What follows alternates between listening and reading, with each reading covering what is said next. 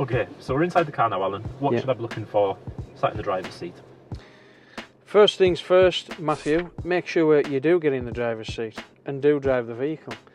You're spending an awful lot of money, probably your second biggest purchase other than your house. So at the end of the day, it's got to feel right for you to drive. You've got to be happy with it and feel comfortable with it. Looking around the vehicle again, just fair wear and tear, no marks on the dashboards. It is again a second-hand car. You're always going to get little bits and bobs. It can't be helped. Somebody else has had the vehicle before. But seat belts. Sometimes you get people that have worn seat belts, frayed seat belts. I've seen people have dogs in cars that have chewed seat belts.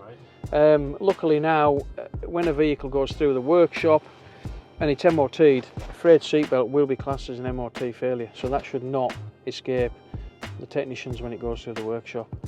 But at the end of the day, everything's got to fit right, feel right for you, and you've got to drive it. And I always say to people, go and drive it. The more you drive it, the more you'll get used to it.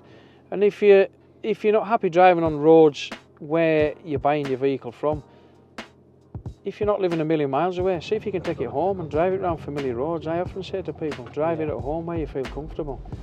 And that just puts people's minds at ease and gives them more of a chance to drive it not for 5 or 10 minutes, but maybe for a couple of hours or half a day, just to get a feel of the vehicle, because it's going to feel a little bit alien compared to what they've been driving. And if they've been driving their own vehicle for 4, 5, 6 years, then they get into a completely different vehicle.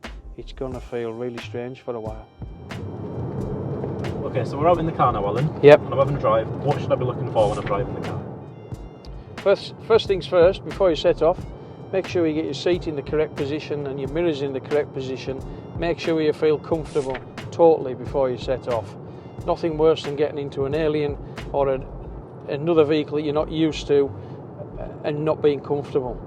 But when you're driving the vehicle, I would say once you get it up to a speed, you want to make sure that there's no pulling from the steering, pulling to the left, pulling to the right. Could indicate the wheels are out of balance or out of track. Again, that needs checking up on the workshop. When you brake, if there's any juddering coming through the steering, that's often an indication that the brake discs or pads may well be worn out, need replacing. Again, it's a safety feature that needs checking up on before the vehicle leaves the workshop anyhow. But you want to be making sure that the vehicle is safe for you to drive when you drive it away from the dealership. Any noises that you're not familiar with or you feel uncomfortable about, again, you've just got to ask the question. If somebody's trying to sell you a vehicle and there's something not right in that vehicle, doesn't feel right to you, they should be able to answer the question. If not, they can put it into their workshops and get the question asked and answered for you.